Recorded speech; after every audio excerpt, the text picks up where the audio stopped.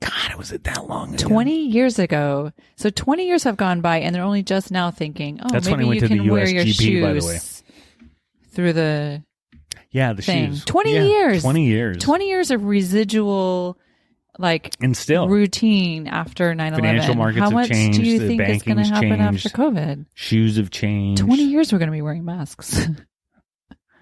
Well, so I used to have to go to Las Vegas for work, and last time I was there were some Asian people wearing masks, right? Mm-hmm. But that's kind of their culture, right? That's kind of their culture, and it's Las Vegas. No, it's not cultural. It's environmental. Well, right? I think is it because of it's from where they're from. They wear masks. Okay, but is it because their environment is heavily polluted, or I think it's polluted, and I would imagine. I feel bad asking because I'm just. I know we're talking about shit we don't know about, but my guess would be it has to do with pollution / population density, or just crowded spaces, right? But there were people wearing masks, and we were looking at them like, "What a weirdo," you know? Yeah. What are you wearing a mask for in a casino? Yes. You know, you weirdo. I can tell you that I've just gotten used, like this week is the first time that I have been walking around with my mask on and forgetting that it's on. Right. So I'm getting used to it. I'm going to plug Target right now because I've done store? several different masks. Yes. And the $5 for 2 Target mask fits pretty well. Face covering. We're supposed to do face covering. Why? What do you mean why? Why is it face covering and not mask? Well, mask technically implies like the PPE that the medical professionals wear. Oh. Because another thing was like politically correct yes, we are. on masks now? Totally. Don't mask shame me. Oh my God. No, but and the funny thing is because I do a certain amount of this myself, but I know people who go, you know what, they say to do one thing one day and then the next thing they say to do something else. And like masks, nobody, at first they were saying, well, masks, we don't know if they're effective or not, or don't worry about it, which was the first when somebody goes, hey, should we put a mask on? The first COVID guy.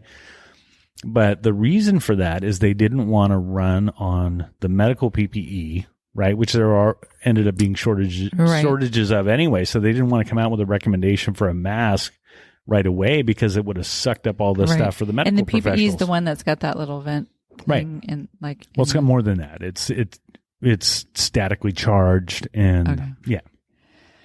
Well, here's the M95. thing. M95? Yes. No, I don't know. N? Whatever. N? As in Nancy. Michael? No, Nancy, I think. Okay. What do you think of my mask? My face covering? Should we see how I sound when I'm wearing it? Yeah, let's do that. Podcast? I like mine. Look, it has adjustable straps.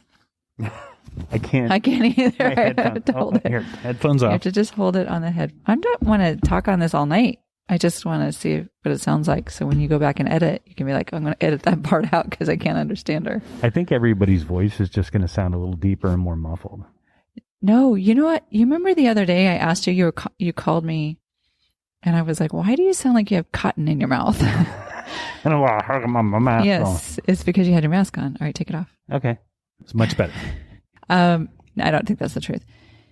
Here's what I was going to say about that. Thing, I wish there were like a zipper on the mask, like if you want to use a straw or something. I'm just, you know what I mean? Just saying. I know. I actually did go somewhere recently and they're like, here, let me get your straw for you. I'm like, oh, we're back to straws. Yeah. Why? We don't have to be back to straws. I don't know. The paper straws, They don't work. They just fall in your I don't mouth. mind them. Whoa. I don't mind them initially, but yeah. Mm-mm. Paper straws aren't happening. Okay. This whole thing. Did you remember it now? Mm-mm. Oh, you didn't? I totally forgot where I was going with it. No, that condoms are going to be like masks somehow. Well, toilet paper. Oh, I know where I was going. Right. You couldn't get any toilet paper. So we all off on that one. I know, right? Fuck. There's a pandemic. I need toilet paper. No, I don't. I'm not going to say that you should say we, because I never at once thought that I needed to have extra toilet paper because of a pandemic. The grocery stores were open the whole time. Yeah. No, there was no reason why you thought that they were going to run out of toilet paper. No, but then there was no logical reason to that. I know, but when enough other people think it, it's like, fuck. But who was the first person who thought about it, that started it? Yeah, the one The one person person who who broke. decided to say, like, I "Fuck, need I need 6 toilet years paper." worth of toilet paper right now. And then everybody followed suit. Right. First, it was one guy in one store who fills up his grocery cart with toilet paper, and somebody's like, "God damn, you know what? I better do the same thing." That guy's going to buy up all the toilet paper unless I get some toilet paper." And then somebody else tweets those two people taking all the toilet paper, and then it's fucking on. Yeah. Something like that happened. We have what we need. So, for example, rice, because there was no rice on the shelves for a while. There was no flour. Okay. There was flour no was yeast. hard to get.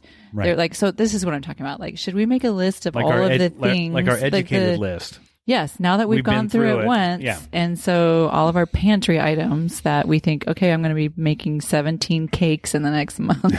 So I better buy flour. So what's on top of your list for food Kraft stuff? macaroni and cheese. Oh, really? Yeah. And jasmine rice. Jasmine rice. Yeah, that's what's crazy too. I'm not I don't do baking unless it's all inclusive in the box. No, I So, like that too. I'm walnuts, actually. Okay. And oatmeal. Oatmeal. I don't know.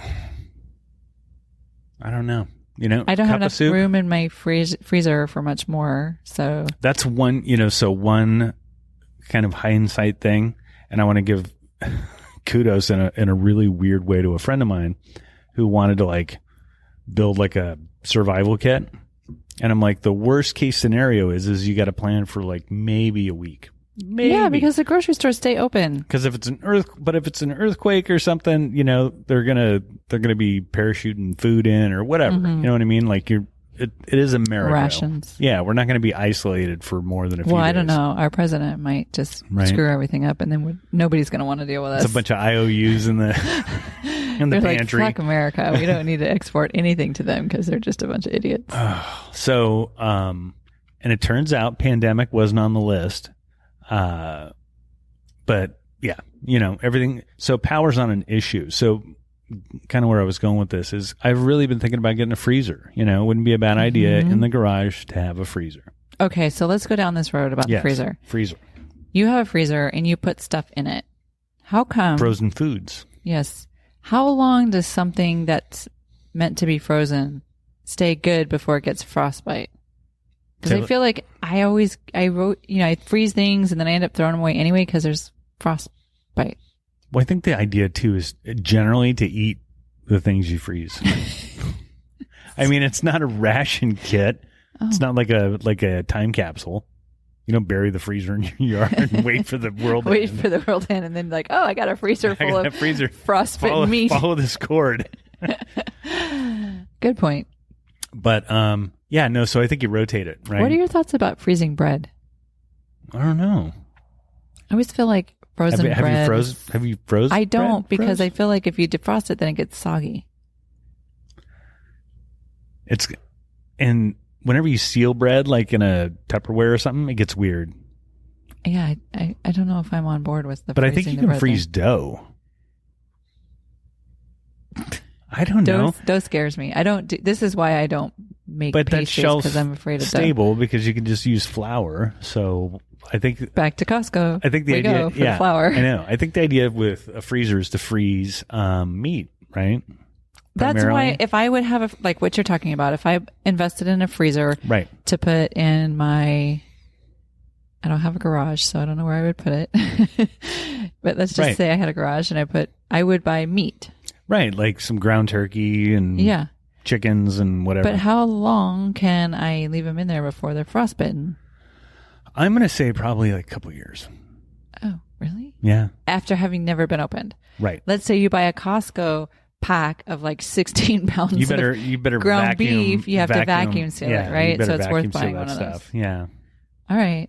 Although you can vacuum seal with like a straw and a lot of lung capacity. It's good we're on the same page. Yeah, pre-COVID. Oh yeah, you can't do that if you've had COVID.